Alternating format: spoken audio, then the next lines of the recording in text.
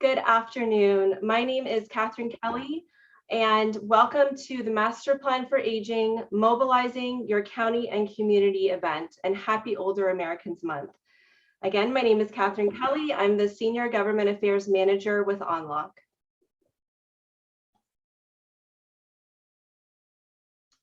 And let's see, Lenore, I think I need you to unmute your line. The joy of Zoom, everyone. Right. And hi, I'm Lenore McDonald. I cover government relations and community outreach for Center for Elders Independence.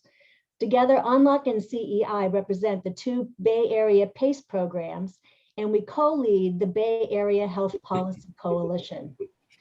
Since 2009, our coalition has brought together advocates, policymakers, and stakeholders at our biennial Senior Health Policy Forum, which is a one-day conference focusing on issues impacting the entire Bay Area aging population. This year's forum is going to take place on December 2nd. Because they don't work. But today we're hosting an event specifically tailored for stakeholders in the North Bay. That would be Marin, Napa, Solano, and Sonoma counties, to talk about the local impact and opportunities for the state's new master plan for aging, which is designed to meet the needs of California's older adult population. Today's event is supported by a grant from the SCAN Foundation, whose mission is to advance a coordinated and easily navigated system of high-quality services for older adults that preserve dignity and independence. And we all want that. Your participation today is one of more than 20 master plan events that will be taking place this year throughout California. We're so happy you're here, and we thank you for joining us.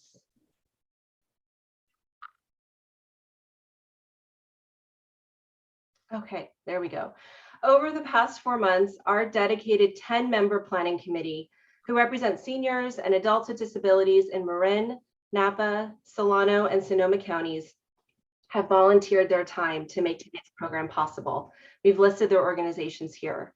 Not only did the committee give their thoughtful time and input to shape today's program, including planning the breakout sessions that you'll participate in later today, and they also worked with elected officials to receive videos that we will view momentarily, but they also invited all of you. We are deeply appreciative of the planning committee's support. Thank you to each and every one of you. I also want to say thank you to the On Lok and CEI staff, in particular our IT support staff who are providing support in the background today. So today's event will feature highlights from the state's master plan for aging and features 4 breakout sessions focused on 4 of the 5 master plan's bold goals: housing for all ages and stages, health reimagined, caregiving that works, and affordable aging and economic security.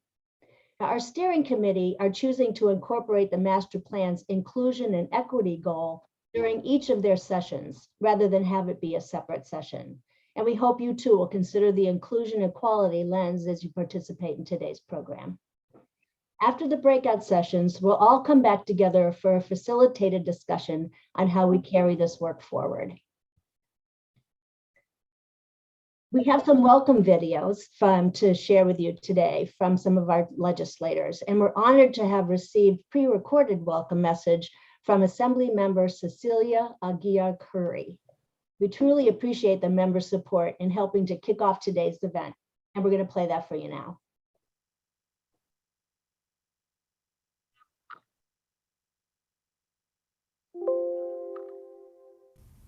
Hi, I'm Assembly Member Cecilia Aguiar Curry, and I want to thank you for the commitment to the health and well-being for older Californians. I am so pleased to see advocates, policymakers, and community leaders from North Bay counties, many in my district, joining together for this special session focused on the state's master plan for aging and its 5 bold goals. Like you, my team and I look forward to hearing participants' ideas for how to build on the master plan to make the North Bay a better and more equitable place to age. California's population is aging by 2030. To 10.8 million Californians will be an older adult, making up 1/4 of the state's population. I am proud to say I have worked with so many leaders in the senior community to craft legislation calling for the master plan on aging and to have a successful in driving home to the governor the importance of this issue.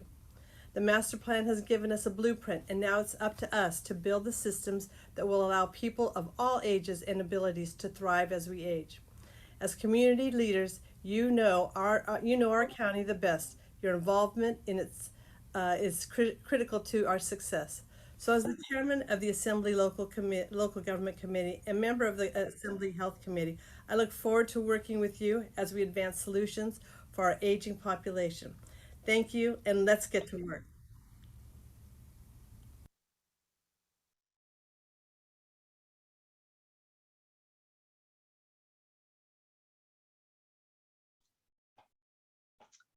Wonderful. Thank you so much, Assembly Member, for your kind words and for your support. I am honored now to introduce our first presenter. Debbie Toth is the President and CEO of Choice in Aging, serving Contra Costa, Napa, and Solano counties.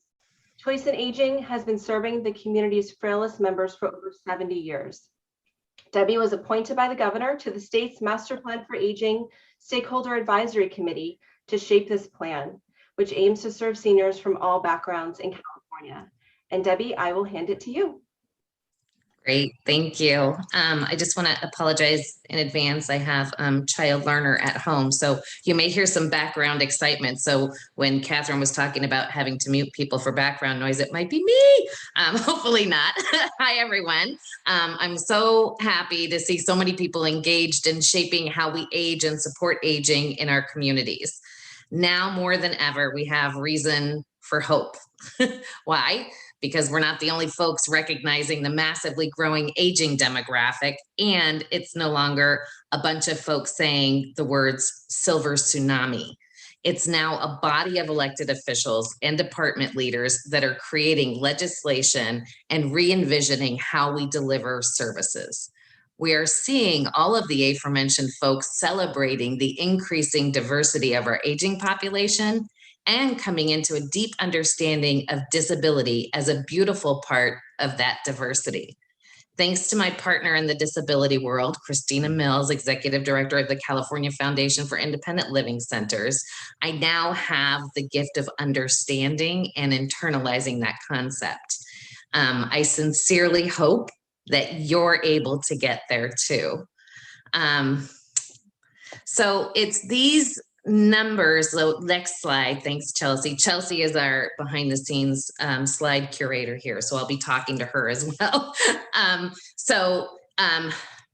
It's these numbers that you're looking at and this thinking that led our governor to call for a master plan for aging. And that's why you're listening to me today, frankly, because I had the honor of working alongside 34 experts in various places and spaces in aging and disability in crafting the initial draft of this plan. I'm going to get into the details of the final plan in just a moment, but I want to share a little bit first about why and how this plan came to be and why it's important. And I want you to just look at those statistics while I'm talking to you right now, because it's powerful. One, we've never had a governor elevate aging as a priority. In fact, in former Governor Jerry Brown's State of the State address, he talked about the burden of the aging population. He used the word burden when talking about the aging demographics. That gives that little flavor of the words silver tsunami when we talk about the aging population as a natural disaster. All of these bits and pieces of ageism that are baked into everything about our lived in world. So it's super important that we have this governor that has elevated this priority as a diversity and not as a burden. So that's one. Two is this plan, this master plan for aging, this blueprint for how we have a California where we all can age in community with dignity on our terms, with self-direction and all kinds of fun stuff that we all want for ourselves, for our friends, for our mothers, for our families, for our parents, everyone. So the second piece of why and how this all came to be and why it's important is that it was not just that there was this stakeholder advisory committee. There was a whole lot more that went into building this master plan. So there was a comprehensive outreach and input process that was led by the California Department of Aging and California Health and Human Services. So Marco Meach gets zero spotlight. This guy does a lot of work behind the scenes with the director of the Department of Aging, Kim McQuay-Wade. And together they really did the heavy lifting of putting together the way in which we would be able to collect feedback. So there was a portal that was set up on the California Department of Aging's website. There were, sorry, I'm getting used to my tenses today, evidently. There were a variety of town hall meetings that happened first in person before we got sheltered in place, and then on Zoom, where local elected officials and area agencies on aging and service providers got together and collected feedback. That was all delivered to the California Department of Aging. And then there were webinar Wednesdays where there were different topic areas that were presented. There was a member of the Stakeholder Advisory Committee, there was a local area expert, and then there was a state cabinet level department person that was in on it. So the webinar Wednesday had all those three components, and they covered a topic like transportation or housing, little tiny topics like that. But during the presentations, there was education, but there was also polling, and there was opportunity for feedback from folks. So there was a lot of information that was gathered that fed the work that we did. And so there was a stakeholder advisory committee of these 35 humans from throughout the state, from different places and spaces in aging and disability, but there were also the long-term supports and services subcommittee, bless you, and there was the research subcommittee. And so we had these really incredibly smart, vested human beings who were working on these different places and spaces as well and feeding up. So all of the information was coming into us, and then we were assimilating and working on that. And what we ended up with all of that feedback, with all of the meetings, and I noticed on the California Department of Aging, they have a master plan for aging website, and they noted how many stakeholder meetings there were, long-term supports and services meetings there were.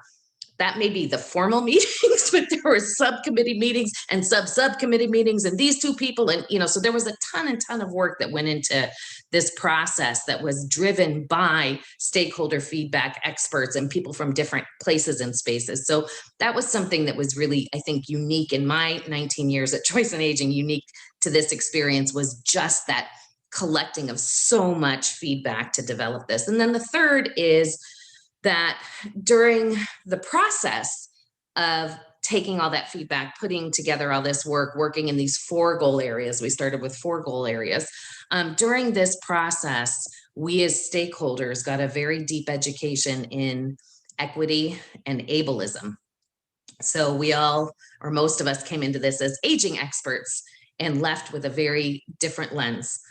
Most of us, when the process began, were not terribly informed about ableism, racism, and the pervasive nature of intersectional barriers to living independently with dignity and community. And I bring this to you because I hope you too, as you develop the local implementation of your master plan activities, that you do what a former Assembly member Cheryl Brown repeated to us throughout the entire process, which is you can't just sprinkle equity on the top of the plan once it's developed. Rather, it needs to be baked in. So in every thought, in every step, in every process, we're looking at ableism. We're looking at ageism.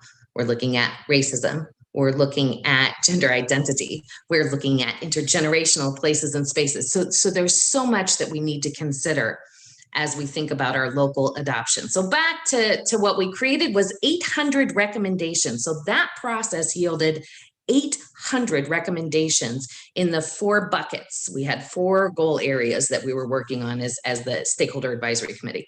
So 800 recommendations in the 4 buckets we submitted last October, and they went to the governor and the cabinet level work group. So then the process went to them and we were done, although we weren't done. That's a whole nother story. But I can tell you that. Yeah. Debbie, hi, it's Catherine. I don't know if it's just my screen, but I don't see the slides advancing. We're still on the first one? That's right. They're gonna advance in just a minute. Sorry, Okay, this is a really long slide. That's But I okay. figured it was better to look at the slide than me. Sorry, we're almost there, I promise. I just want to make sure everything's working. Please continue. Yeah, we're working. Thanks for checking in. All right, so 800 recommendations, went to the cabinet level, went dark. Like we didn't see what happened after that point. What emerged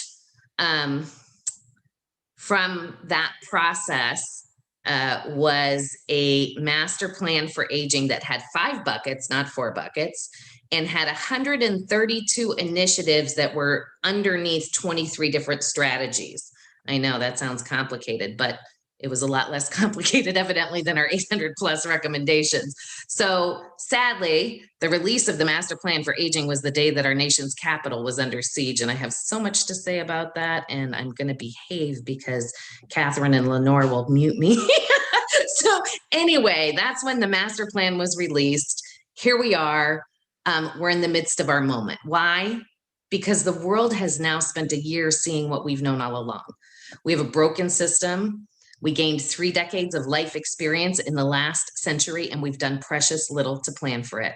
Add to that the ageism, ableism, racism, inequity, and poverty and their intersections, and you have a recipe for today's poverty pipeline, which leads to institutionalization or homelessness. And we see how these institutions operate now and how they are allowed to operate now. Next slide. So, this master plan is about imploding that system. And the beauty of the timing of the master plan in this pandemic is a legislative cycle that contains 32 pieces of legislation related to the master plan. Never in my 19 years at Choice in Aging have I seen more than a piece or two of legislation that is truly championed for elders. Now the legislators are fighting with us, chomping at the bit to work with us to fix the system, and it's time to capitalize on that. That means advocacy, advocacy, advocacy. Our partners, the California Collaborative and Justice in Aging, both have pages on their websites where you can easily navigate the 32 pieces of legislation, and they're tied to each of the 5 goal areas. So Chelsea is going to show us that now. She's invisible, but trust me, she's back there. So this is the landing page that you can land on for the California Collaborative for Long-Term Supports and Services. It lists the 5 bold goals. You can click on any one of those bold goals, and you can go to all of the underlying legislation related to that bold goal. So each of those 5 bold goals have different numbers of legislations underneath them. So if you click on the first one, the second one, the third one, it might be my computer is not, I'm not seeing the landing page, but in real life, when you're not on Zoom presenting in the middle of a webinar, it works.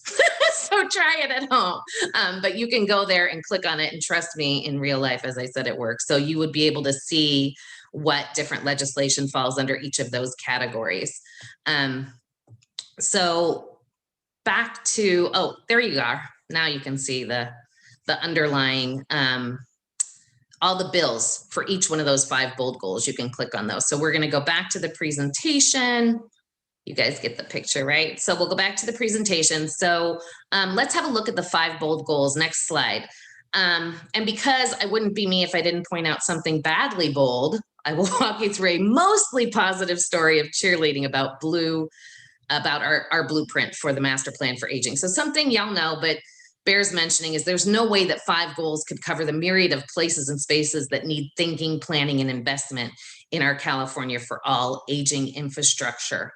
So these 5 bold goals are a little bit catch-all, and the names can be misleading, not purposely, but just like there's a lot tucked under that blanket. So think of it like this. The menu says soup of the day is chicken noodle. Yum! Chicken noodle. You get your soup and it's chicken noodle soup, indeed, but there's also carrots and onions and parsnip and celery and parsley. None of those were in the title, but they were necessary parts of making that the best bowl of chicken noodle soup you ever did have. So think about it like that. So the first I will go through the 5 bold goals, and then I'll talk a little bit about the carrots, onions, parsnip, celery, and parsley in each one of them. Next slide.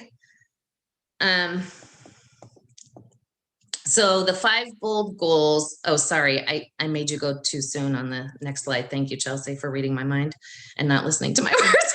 So the 5 bold goals, the chicken noodle soup, are housing for all ages and stages, health reimagined, inclusion and equity, not isolation, caregiving that works, and affording aging. So those are the 5 bold goals. Sound great, right? But what about transportation, workforce development, emergency preparedness, dementia-friendly places and spaces, and the rest of the veggies? Well, here they come. Now it's the next slide, Chelsea, thanks.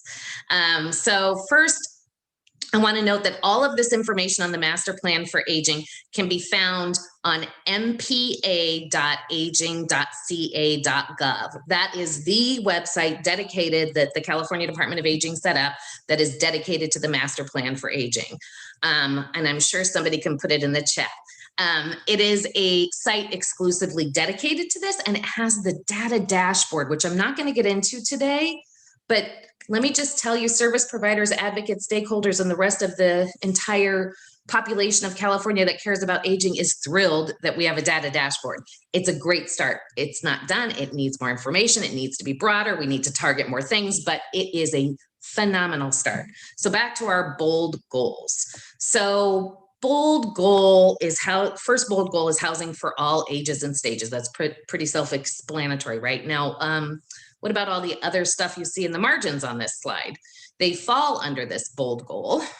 So if you were to go to the website that I just mentioned and look at the actual master plan, you would find the following areas of priorities under that first goal. You would find emergency preparedness and response, which is a huge topic, especially in California and especially with fire season upon us.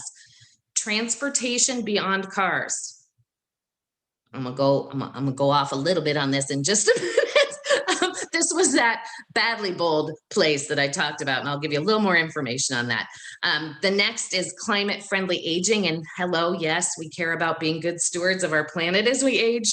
And finally, outdoor community spaces for all ages. So think communities built for intergenerational living. Think of wheelchairs on beaches. Think about rollable pathways. Think about dementia-friendly communities. Think about all of that. So dream big.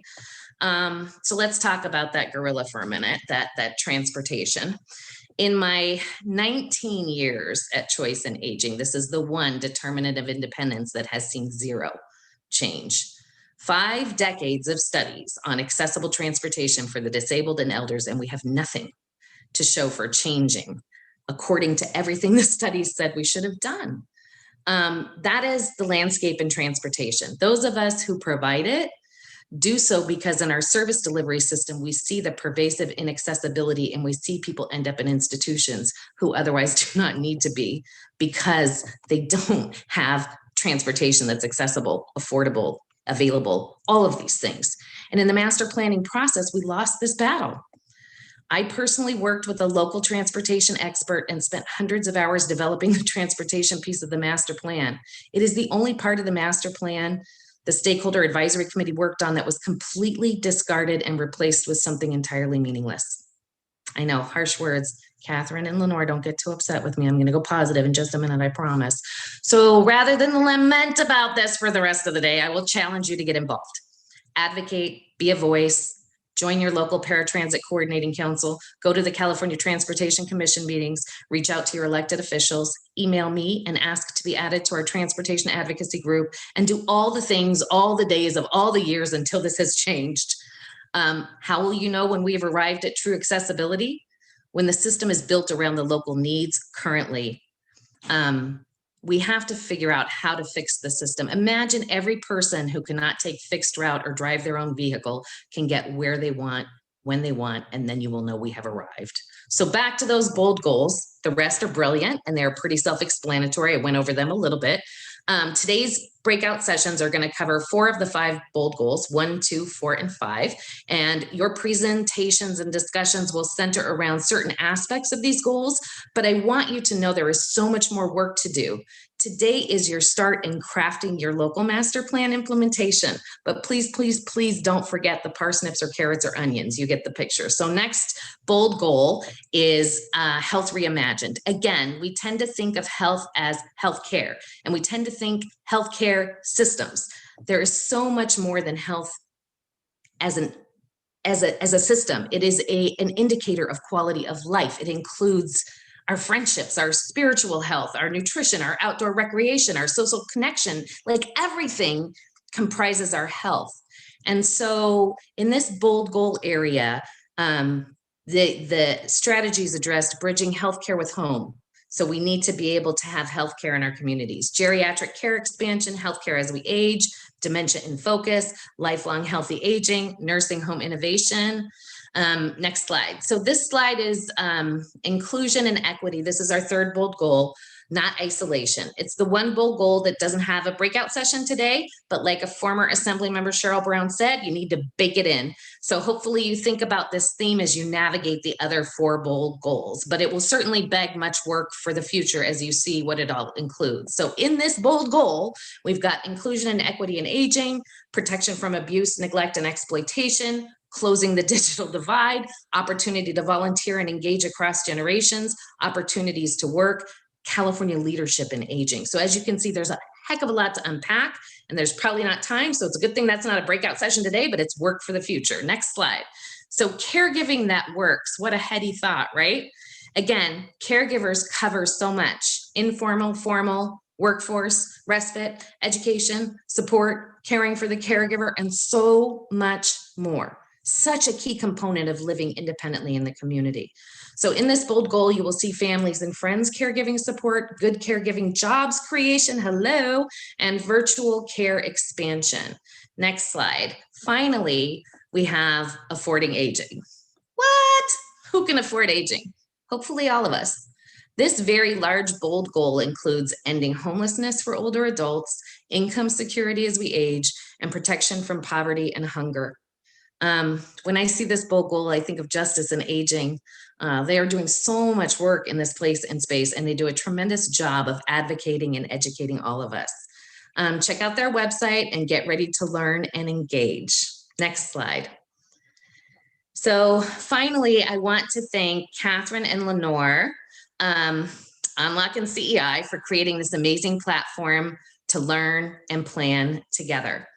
And now we're going to launch into breakout sessions where you will begin learning about amazing and innovative things that are happening in our local communities and dreaming out loud about what will be when we all do the work of implementing the master plan for aging.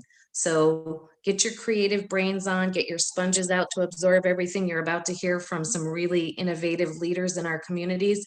And let's dive in and work together in creating a California where we can all truly age with dignity and independence in the setting of our choice with the support we need to do so.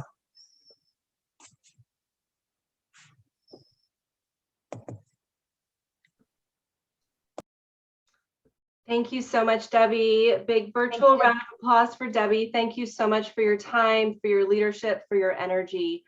We are now ready to move into breakout sessions now that we have kind of a long view of how did we get here and how do we figure out where we go next, but also what does this mean for the North Bay, and what does this mean for Marin and Napa and Solano and Sonoma counties, and how do we mobilize these communities to really make to have that local impact for the master plan for aging. So we're going to move into the breakout sessions. In a moment, everyone will see a pop-up on your screen asking you to select a breakout session. You will have 4 to choose from, and so just select the session that you want to go to and you'll automatically be sent there. We've built in about 10 minutes or so of a cushion time to allow everyone to get into the breakout room, get settled before we get started. Many of the speakers have been pre-assigned to your breakout session, but for the speakers, if you are not automatically assigned to your room, just please select it. If you need help selecting a breakout session, please just stay where you are, and we will help you after the majority of the attendees have left the main room.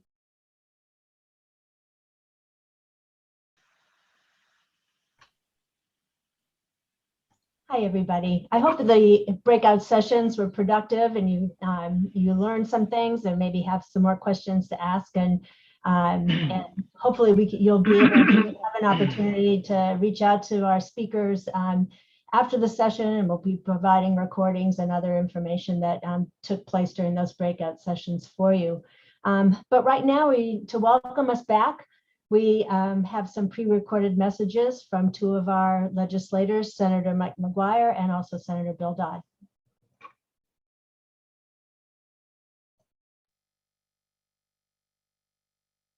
Hi, everybody. How you doing? This is Mike McGuire, State Senator, and I wanted to welcome you back from your breakout rooms. Hey, you living the dream with Zoom or what?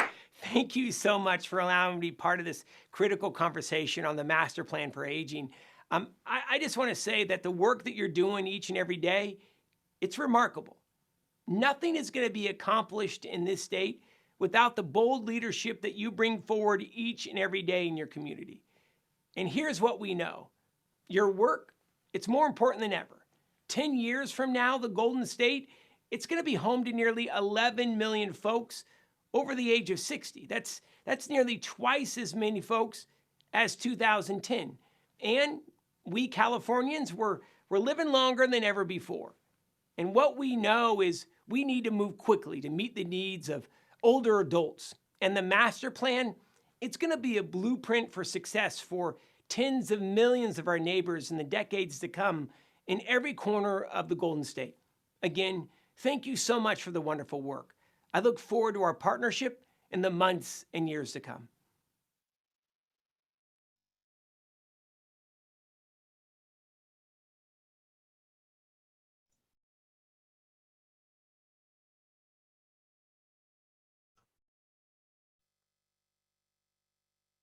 One more video. Good afternoon, and welcome back from your breakout session. I'm State Senator Bill Dodd, and I'm really grateful to be joining you for this important forum, even if it is virtually.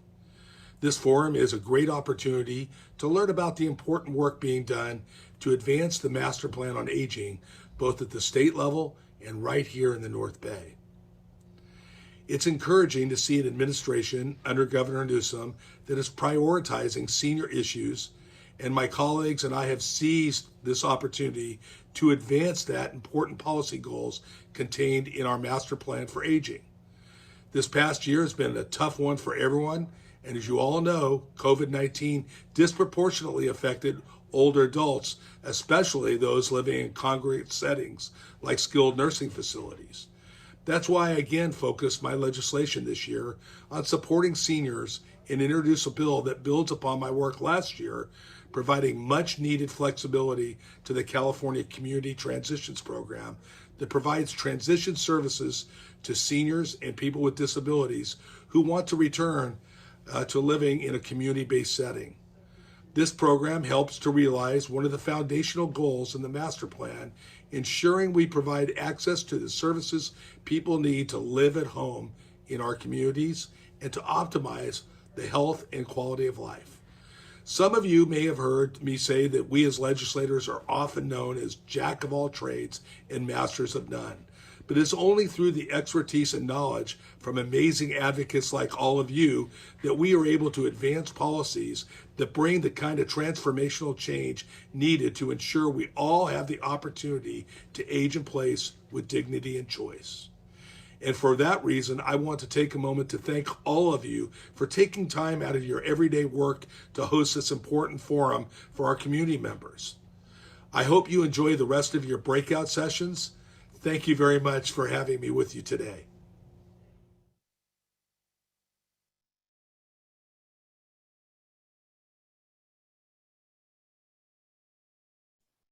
It's now my pleasure to introduce Nicole Howell, who can speak very directly about congregate settings and keeping people safe in nursing homes.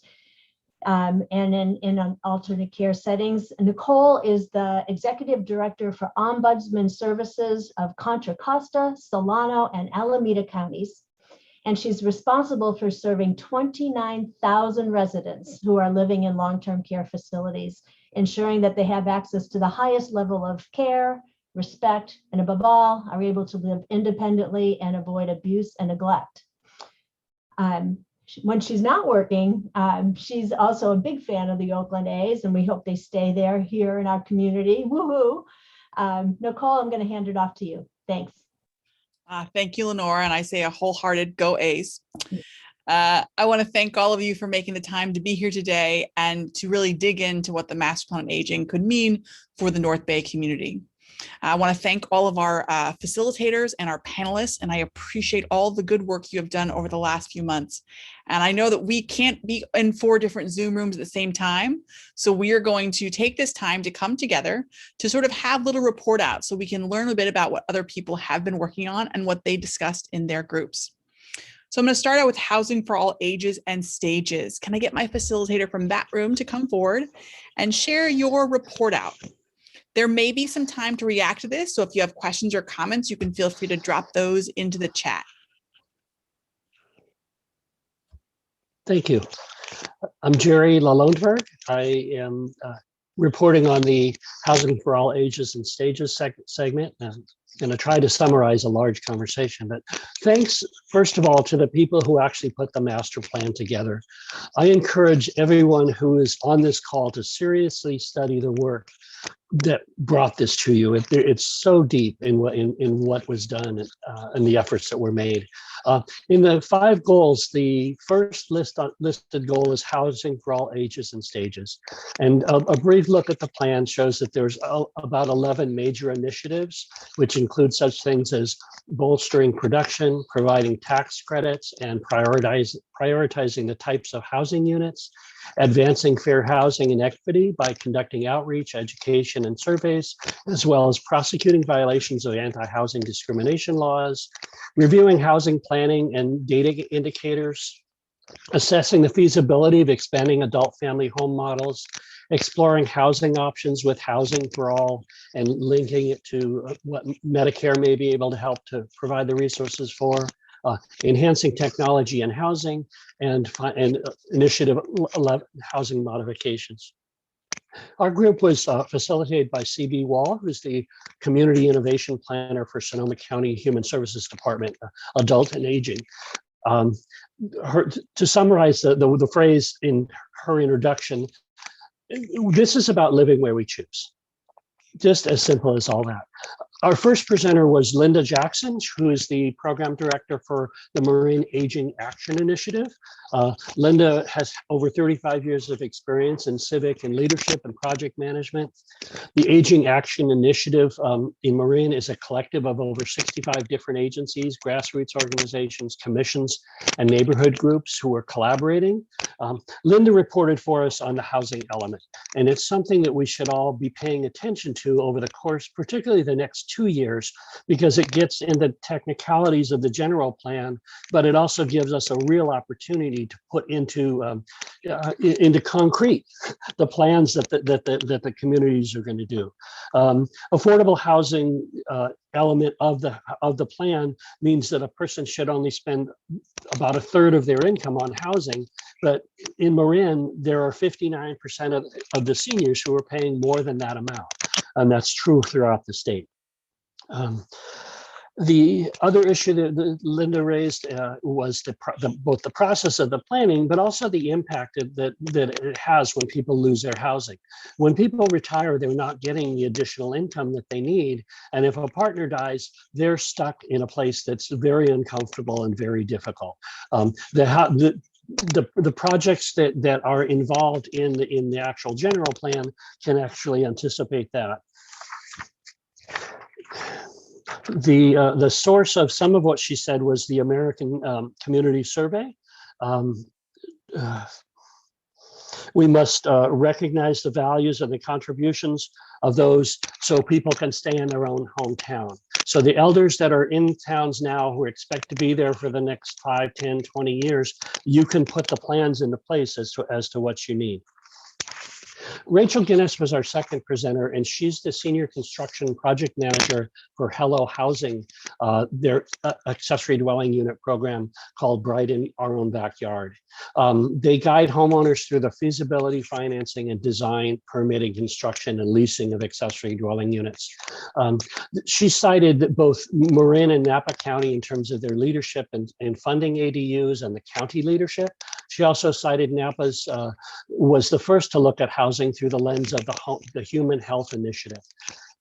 If we look at the types of housing and the types of like immediate smaller projects that we could work on now, home sharing offers the most affordable housing opportunity because it can be rapidly deployed to house individuals, such as what Share Sonoma County and Covia does. We're using existing rooms in people's homes where we provide housing and generate health benefits, eliminate loneliness, and save costs. Junior units are spaces within an existing structure. Those represent an affordable, independent living opportunity from both a development and a rental perspective. Accessory dwelling units span a higher range of costs and are more resource intense. However, they still provide a new, meaningful source of sustainability, naturally occurring affordable housing in high opportunity, hard to develop communities. ADUs also act as a stabilization tool in rapidly gentrifying neighborhoods. A new state laws now allow for both junior accessory units as well as ADUs to be added to single-family properties throughout California.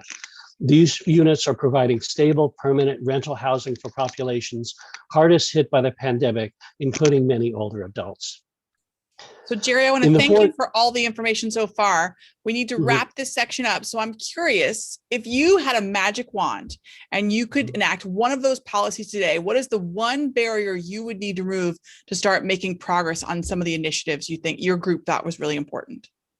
I think for the allowing the law and the financial structures that address some of these smaller affordable housing opportunities, accessory dwelling units, home sharing, those kinds of things. So just the law, and then developing the support structures, particularly the case management structures that are needed to keep the glue together, because we can create the housing, but there are people who are needed to intervene. Yeah. So not just affordable housing, but affordable housing with support services to keep folks safe and healthy and thriving in their environment. Yeah, and I want to just point folks to the roster to look up from our agenda the other two projects that I didn't get to. Thank you, Jerry. We appreciate your facilitation and report out. I want to remind everyone that those sessions are going to be available later on. So when you have time and you're eating lunch, please go back and check those out. I'd like to transition to Caregiving That Works. It was facilitated by Eli. He did a great job. We had two speakers. Can I have my report out team member from that group? Yes, I believe that's me. So we had a great discussion, and really I want to prime it with, when we talk about caregiving and the caregiver workforce, we're really talking about racial equity and social justice. We're talking about a caregiver workforce that's predominantly people of color, women, large percentage immigrants, and we're talking about a workforce that lives at or below the federal poverty level. When we're doing care in the Bay Area, in the North Bay, where the cost of living is $28 an hour approximately, when we see that caregivers are on average at the national level making about $12 an hour, we are really talking about an issue of equity. While there's private pay caregivers, there's public in-home support services, and then there are folks who do both types of care, as well as family caregivers. There's clear recognition that caregiving across the spectrum is under-resourced, under-supported, and lacks a career ladder. We talked about some of the challenges navigating and accessing care during the pandemic, some of the opportunities to create a virtual infrastructure for care, some of the challenges around share of cost, and recognizing there's a large middle population of folks who don't qualify for in-home support services, but lack the resources to pay for private home health agencies. And because, as we've learned through the master plan, there are some significant fractions in our long-term care system, really needing a sustainable middle income benefit to support long-term support services, including caregiving. Finally, at the local level, we really recognize that there's an opportunity to build deeper partnerships to advocate for our caregiver workforce, for our community members, whether they're older adults or people with disabilities who need care, and to start at the local level on things like increasing the living wage ordinance, providing more workforce protections at the state level, rallying as we are the North Bay. What can we do in coalition to educate all of the Board of Supervisors for our various counties to lift up caregiver equity and give caregivers a voice. Thank you. Eli, thank you so much. You did a great job. You're a man who wears many hats there, both the facilitator and the report out. You know, you did a great job of setting the stage of sort of the issue. I'm curious, who needs to be on that stage with you? Name a couple participants or group that you think need to be a part of that conversation to help move this forward. So, you know, speaking locally, we're doing some awesome work with the Aging Action Initiative, or as I like to call it, the Aging and Disability Action Initiative. But I think we really have an opportunity to do broader education of our elected officials, and an opportunity to spotlight the voice of the caregivers themselves. With the Marin Organizing Committee, we've just held 2 House forums where we've heard from caregivers directly. And while, you know, us as advocates bring a strong message, the caregivers themselves bring an even stronger one. And I think we really need to find opportunities to showcase them at the local and state level and work in coalition. Well said. Nothing about us without us. Very true. I've added. Oh, Nicole, you just muted. So sorry. I've added in the chat the recent auditor's report that looks at our IHSS system and offers some possible ways forward. I'd like to move on to our group that discussed Health Reimagined. Can I have our report out from that group?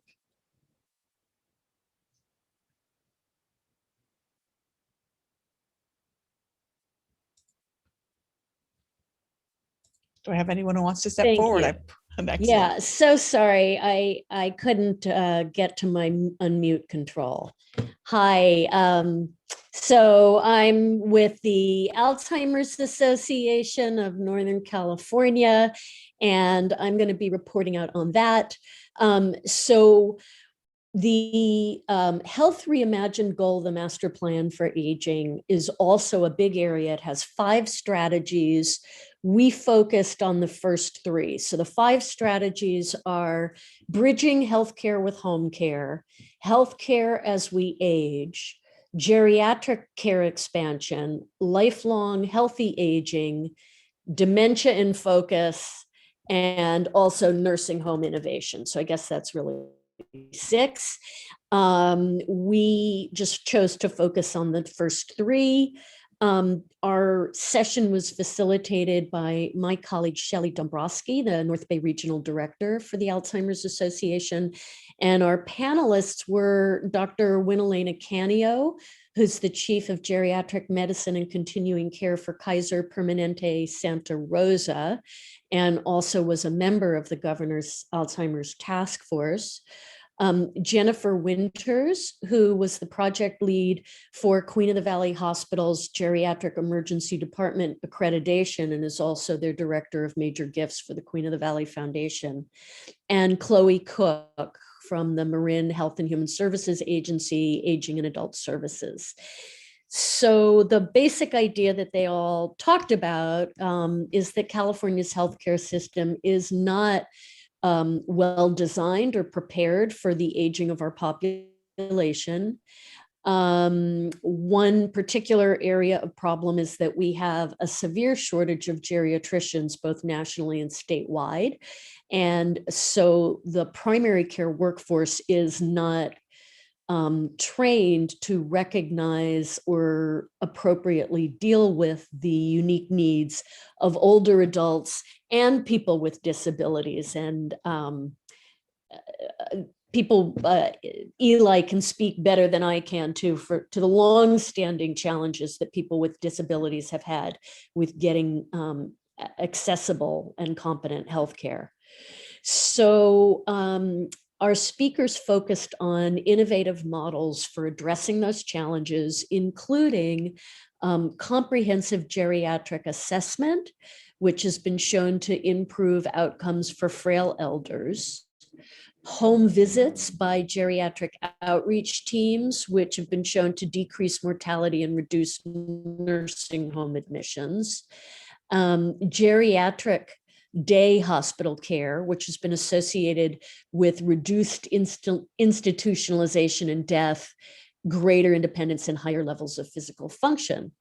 And as everyone knows, we also have this big structural disconnect between the healthcare system and the kinds of home and community-based services that many of us will need as we age to continue living safely in our own homes.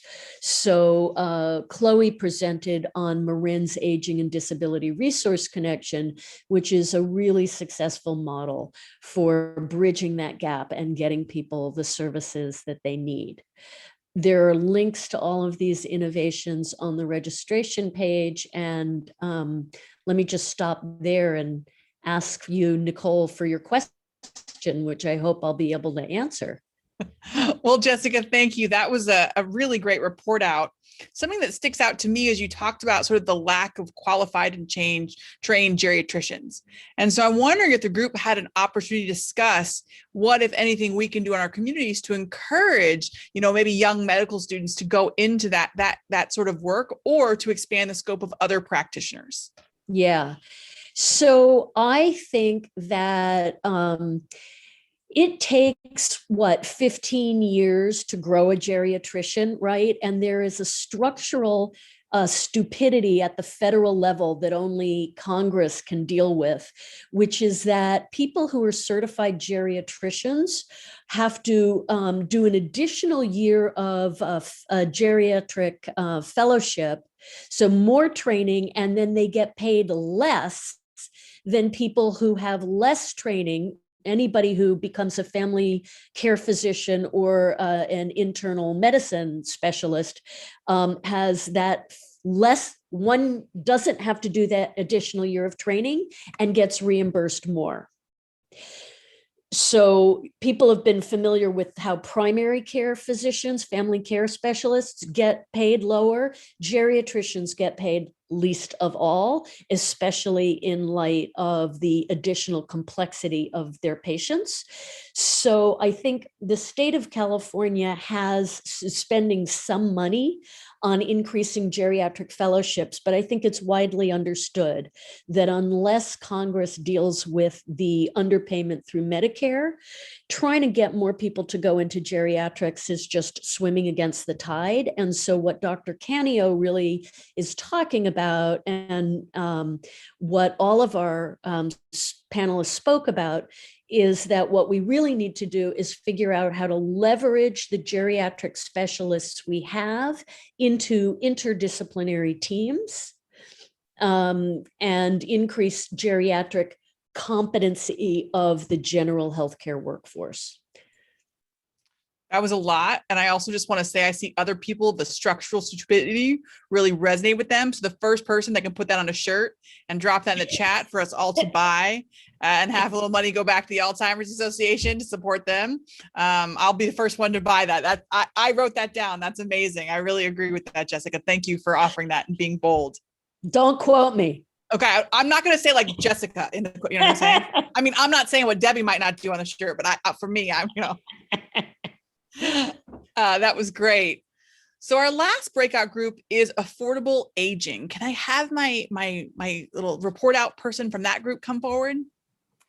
Yeah, hi, my name is Tracy Repp, and I'm a program manager for the Sonoma County Area Agency on Aging. And I just want to thank the moderator, Diane Krantz. She's a former chair from the Marin Commission on Women's Economic Security Committee, and the three speakers that we had, which are Marianne McBride, President and CEO of the Council on Aging in Sonoma County. And she spoke about food insecurity and innovations on food. And Elise Hempel, she's the Executive Director of Petaluma People Services Center. And she spoke about the considerations for the aging workforce and how to advocate for change. And Trin Fan, she's a senior staff attorney for Justice on Aging, and she talked about some of the impacts on the changes in Social Security. And I'll start with Trin, who spoke about Social Security.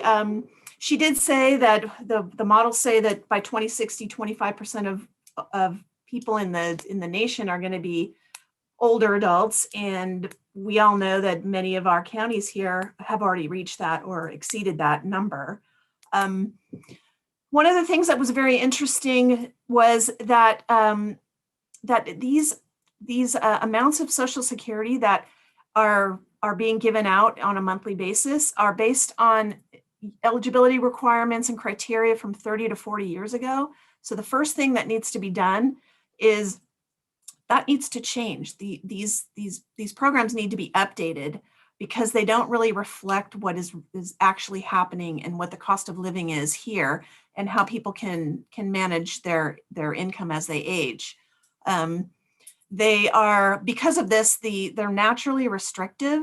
It's just really hard to live off of Social Security these days, and there's a lot of legislation that's going down the pipeline with our new administration that hopefully will make changes to this. The one thing that she said loud and clear is that what we need to do as a community is we need to look at how we, as our individual communities, what we want for today and what we want for the future, and then do our planning around that, because each individual community is very different. The next speaker was Marianne McBride, the CEO of Council on Aging in Sonoma County, and she talked about food insecurity. So she talked about the home delivered meals and congregate meal programs that she provides here I'm from Sonoma County. From Sonoma County, she did say that many of the recipients that she has talked to are really struggling to remain in their home, and they are choosing between food and medicine and food and heat because they're not able to make their ends meet as well. They serve about 2,000 to 3,000 people a month, and 75% of those folks say that the one meal that is delivered represents 50% of their food intake for the day. The other thing that she's seeing, that she has heard from her participants, is that the older adults are sharing their meals with their pets. So one of the programs, the innovative programs that they've started, is to partner with local feed stores. So they are delivering food for pets for a month's worth of food for pets. During COVID, there's been an increase in the need for meals. They have increased at least 30% because, especially for those that are living alone, many of them are being supported by relatives that were not able to help them during the time of COVID. So this increase has shown the real need of what people need when they don't have supports. Another innovative thing that she has started is she has provided, I'm sorry, I'm going late, aren't I? She has started drive-up pickup sites where people can come and drive through and pick up a meal pack of 5 to 7 meals. And they are focusing on providing those meals in the neighborhoods where help is needed, as opposed to having people come to a congregate meal site that may not have, it may not be accessible to those folks. So it's really highlighting the need to be able to do and deliver meals in a different way and meet the people where they are and serve them in that manner. She also said that during the fires, and unfortunately Sonoma County has had our fair share of fires, that services can be interrupted as well. And they're doing scenario planning to meet the needs depending on whatever the emergency is, but especially during fire season starting earlier and lasting longer.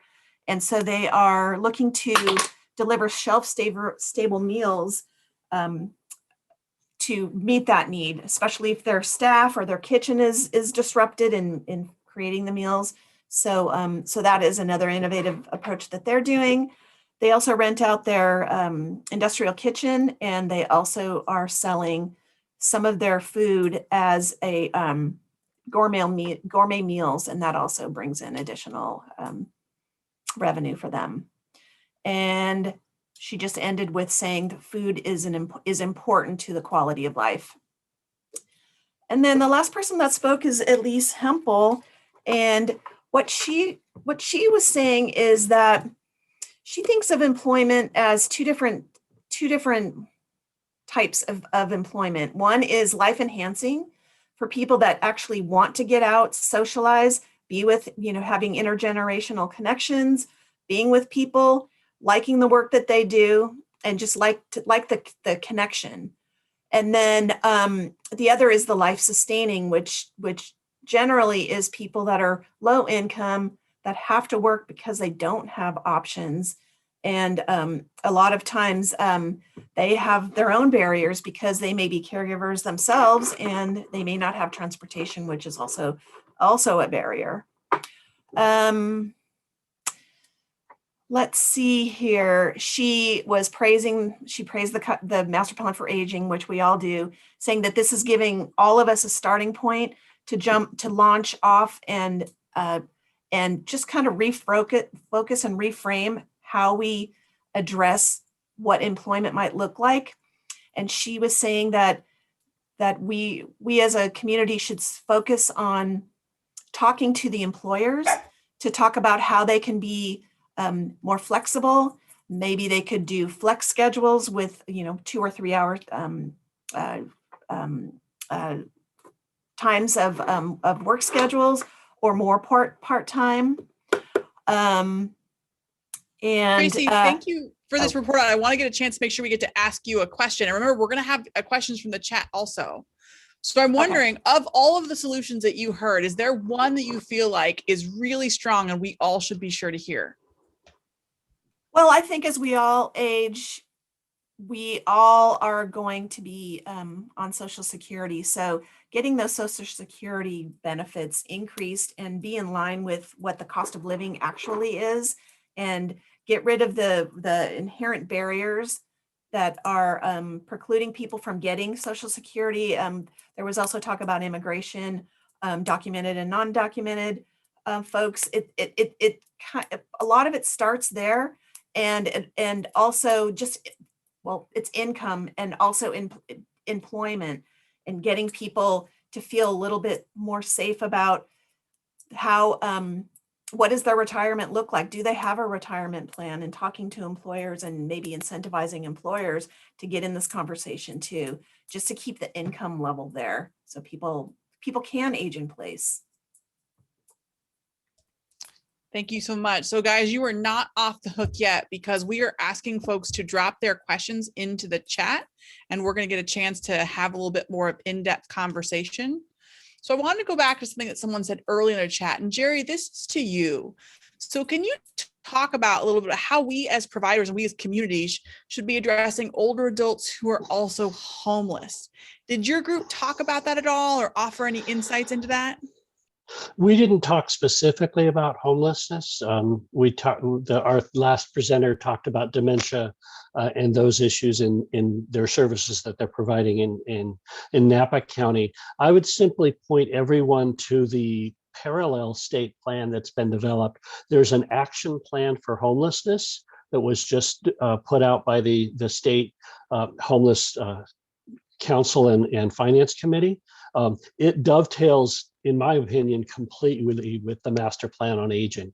I think we can identify places where people have lost their housing, identify matching and sharing programs that could be in place. It's or like topical in Sonoma County today is that the county is going to lease a hotel in Windsor for people over the age of 65 who are affected by COVID under the non-congregate shelter site. So it's another long presentation when we get to that. It seems to me that there's an opportunity here with Project Room Key, that we've put people in housing rather than end that. Let's keep them there and provide those great supported services that you mentioned in your earlier report out, that this is a real opportunity to invest. We've already invested. Let's just keep that going to keep folks housed and safe. And each county has to think about that, because that's all locally controlled. Good point. So, I work in Solano County, and so people talk a lot about, facilities that will take SSI, and what I call those are just unlicensed facilities in our community. So it seems to me that we could work together collaboratively to really find some shared solutions. You know, Gwendolyn Gill from Solano County had a great question, so I'm going to throw it out to anyone. So just let me know if you'd like to answer. And she writes, how can Board of Supervisors and City Councils best be informed about the Master Plan on Aging? How can they know, is there an outreach effort from Sacramento and the Master Plan on Aging team? How can they best really stay up to date on what is going on and how they can be creative in their communities? I'll take a stab. This is Eli. And, you know, really, if you have a local coalition, whether it's aging, aging and disability, workforce, set up meetings, educate, have one-on-one sessions with your Board of Supervisors, bring in providers, have your talking points, educate the Board of Supervisors about the local services being offered in the community, especially during the pandemic. A lot of incredible work has happened with public health departments, with vaccine rollout, with supporting, you know, our caregivers, and those stories need to be shared.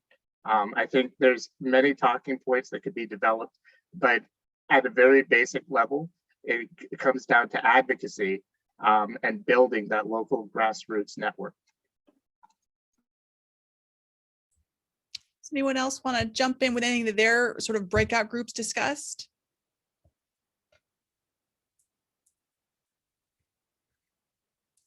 I wonder if there's also sort of staking a claim in the ground. I know in Contra Costa County, the Board of Supervisors said that aging and building a healthy aging community was one of their platforms, and they were going to work towards that. If each Board of Supervisors said, hey, this is important to us, it already takes a sort of a really assertive approach that aging and older adults and adults who experience disabilities are important to them, and they're committed to embracing and exploring policies that create safer communities for all. And so I would say, Gwendolyn, I really support the idea of, you know, Advisory Council on Aging and others really lobbying their Board of Supervisors and saying, this is what we want to see from you. This is an important group of folks who live in our community. So, you know, in the Caregiving That Work groups, Eli, we talked a little about sort of those frontline caregivers and the folks who are working IHSS, doing sort of outcall and in facilities. But Jessica, I know in your group, you talked about, again, geriatricians, so that sort of higher end on the spectrum. I'm wondering if anyone discussed the idea of those additional support staff who we could really develop a workforce pipeline for. So did anyone talk about the need for MSW students who are interested in working with older adult population or others that we really need to fill this critical need? Yeah, Chloe talked about that. She has built partnerships with all of the colleges in her area in Marin and meets weekly with the chairs or the academic heads of the health workforce departments at those colleges and works directly with them on recruiting the social workers and other people and particularly with an eye to making sure that their workforce reflects the diversity, language, background of Marin. Oh, so true. I wonder if maybe you talked about different organizations, because I think so much maybe it's just the aging community, but so much of it are nonprofits who are delivering these services that we in our own organizations could consider launching MSW internship programs or even bachelor's of social work programs to get young folks interested in working in this field. They add so much to your organization, both language, understanding, increased diversity of opinion and life experience. I would love for folks to be talking about that and how can we offer them stipends? You know, Eli mentioned in our breakout session talking about why these are equity issues. If we have young students who are in school who are BIPOC folks, more likely to be working, more likely to be first generation college students, we need to find ways for them to engage professionally and have supports for that. Yeah, Eli. You know, one thing we're cultivating, and it's still early in development, but even at a very basic level for caregivers or family caregivers, moving from informal or IHSS caregiver to CNA certification. And that is a program that could be offered at the community college level. And then, you know, taking that CNA certification and moving to the next level, LVN, and then to RN. You know, being very intentional and working with our local community colleges in developing some basic curriculum that could be offered to young people, or for family caregivers, maybe in a second or third career. But there's opportunities there that we could be exploring. And I I would also add add to adult that, schools to that as well, community college and adult schools. I'm sorry, Jessica, what was that? well, I was just going to add to that, that Cal State is very proud of the fact that they are the greatest source of nursing students and other allied health professionals in California. And it would be good, instead of each of us having to try to build these relationships individually with departments, which is brilliant when you can get it, and it's also quite time consuming to initiate, if we could figure out a way to have a higher level partnership with all of these health professions training programs. Can I just put a plug in for the healthcare career pathway? Slides 34 and 35, local playbook master plan. Thanks, guys. This is great conversation. I'm curious, you all have worked in this industry a very long time and have been on the front lines for us. So I'm curious, who are you looking to as your mentors, your heroes? Who are you following on Twitter and Instagram who are talking about aging and ableism and disability rights? Well, I follow Debbie Toth and Christina Mills. I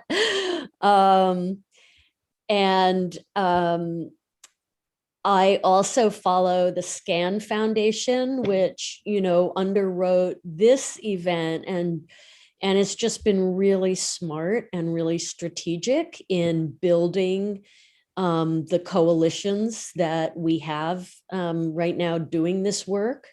Mm-hmm. I also follow Christina Mills. For those that don't know, my wife. But I also want to highlight some amazing advocates. Alice Wong, at SF Direwolf, incredible. Melissa Thompson, incredible advocate. There are some really dynamic and kind of younger generational voices. That doesn't mean my wife is old, but younger generational voices that I think we could follow too. Highly recommend both of those.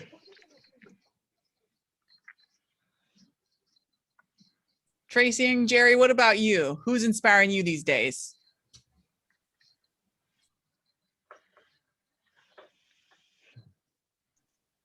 I think you're on mute, Tracy. Yeah.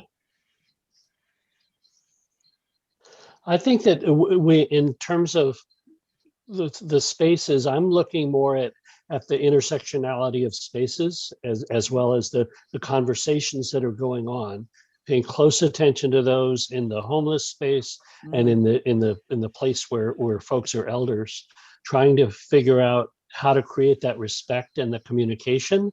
So I want to call out in the master plan the work that Dave Lindeman and those folks are doing with technology at UC Berkeley, and also want to look like even Gregory Farron is on this call, and his leadership in terms of homelessness and housing and trying to get the housing dollars that are flowing into California to be adequately used and transparently used. So I'm basically most concerned with the bottom 20% of the income sector, which is folks on SSI, folks on Social Security, folks with disability, that we create the legislation and also the awareness that that's where we need to pay our pay attention to, and that's where they have such a hard time with the RENA numbers and the housing numbers to get the right kind of affordable housing. So obviously following Housing California and some of the national bodies as well. Tracy, what about you? Well, I'm really inspired by all of the committee work and everyone that's on this call, especially those that are doing the committee work for the Master Plan for Aging.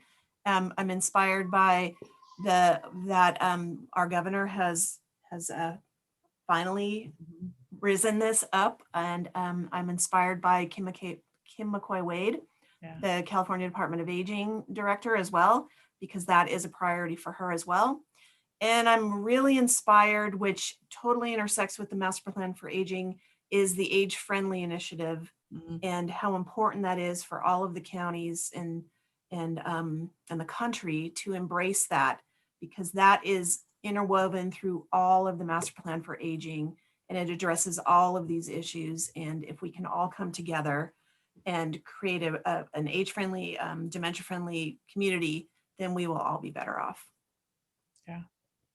Want to highlight for folks, we've dropped a couple important links in the chat, and encourage you to go click on those and save those for you to look at later. I'm going to close out, perhaps because I'm an ombudsman, I'm going to pick this question from the chat. Molly writes, did anyone talk about the expansion of the assisted living waiver program, which it essentially would allow Medi-Cal dollars to pay for a lower, less institutionalized level of care?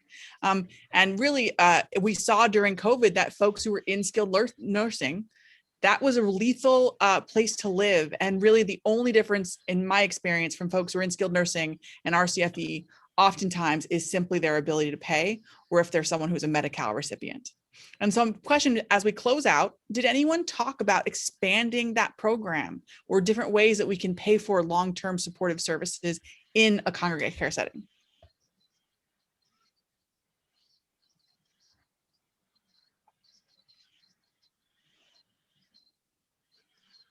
We did not specifically talk about the assisted living waiver.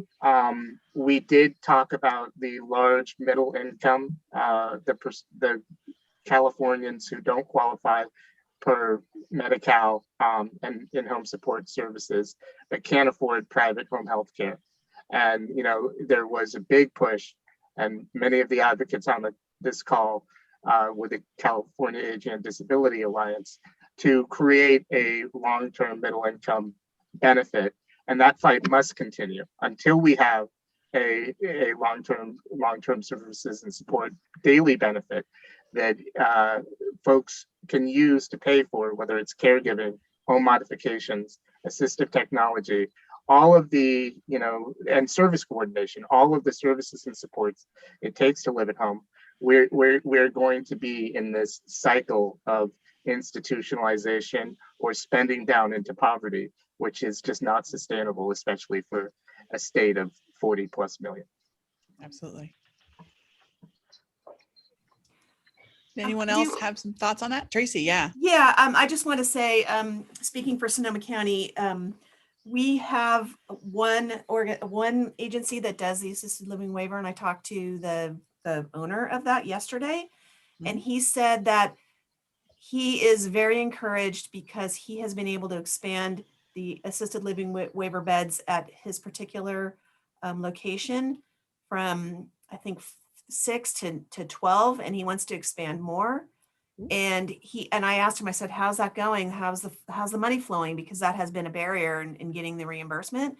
And he said the money is flowing. So that, I feel, is super encouraging, and it may be something that can be broadcast to say, this is working. People are getting the reimbursement for providing assisted living waivers. So just wanted to share that. That is great to hear. It's not a program that the Alzheimer's Association has been able to use very much. And it's not something that we discussed in full in our discussion, although I'm sure Chloe's the ADRC absolutely connects people with it. And also, we did learn in the course of our breakout that Sonoma County is in the process of getting approval for an aging and disability resource connection, which is great news for the North Bay. Congrats to them. Jerry, did you have any closing thoughts on the assisted living waiver program? Well, tangential to that, as a board member of Share Sonoma County, I recognize that shared housing and bringing people together where there's an extra bedroom is a natural form of that, where you're forming, help, you're keeping people in their homes, you're not allowing them to deteriorate. So it's the click above that waiver is keeping people in their homes with some sort of a shared housing where it's moderated. But the issue there that we're looking for is we need case management dollars, because those situations always change, and we need to be present to go back into situations to sustain them. So thank you. And can I just, yeah, you saw that. Just going back to the advocacy piece, I just want to encourage people to think a lot about state legislators. You know, I think our state legislators are really even more than county supervisors. They are holding the purse strings. There's a $54 billion state budget surplus this year. All of these things need the state to increase the investment in implementing the MPA recommendations, beefing up the capacity of the state agencies that are supposed to be working on these things through Department of Public Health, Department of Aging, Department of Social Services. And this is the time for all of us to be pushing our advocates to be advocating for that with our state legislators. Well said. Well, I want to thank all of our group facilitators, our speakers, as well as our report out group here. Thank you so much for taking the time today to offer your information and expertise. I want to remind everyone that we have some important resources in the chat, and we're going to go ahead and I'm going to pass it back to, is it Catherine or is it Lenore? I'm sorry, I didn't take strong enough notes. It would be me. It's Oh, there we go, Lenore. Yay. Well, thanks very much, Nicole. Thank you, everybody. These report outs are, sometimes it's hard to distill what happens during all those big exchanges, but I think you really brought essential information back to all of us to think about more. And the chat has got a lot of great resources in it, so we'll make sure that those are available to you too. We're going to be sending out an event survey to you as well. It would be very helpful. We mentioned earlier that these master plan on aging events will be taking place across the state, and the coalition that we belong to would be very interested to hear your comments and all, and share feedback, so that we can make these as effective as this one has been. So thanks and congratulations, everybody. Catherine? Thank you, Lenore. Just some final closeout comments. So we will also be emailing links of the recordings from today and the speaker presentations to all of you. And we really do hope that you'll share what you learned and discussed today with the leaders in your community. We will be sharing this rich discussion and recommendations with the SCAN Foundation, California Collaborative for Long-Term Services and Supports, and the state leaders who are working to implement the Master Plan for Aging. We also invite you to follow the Bay Area Senior Health Policy Forum on Facebook and LinkedIn and our website. You can also join our mailing list to find out about additional events that we will be hosting. Elevating your voice and the local innovations from Marin and Napa, Solano, and Sonoma counties is absolutely critical to developing a truly impactful master plan for aging. And we will be in touch regarding additional opportunities for how you can stay engaged. We are so grateful for your time, participation, and input today. Thank you, everyone, and be well. Yeah, congratulations, everybody. Great job. Thank you. Mm-hmm.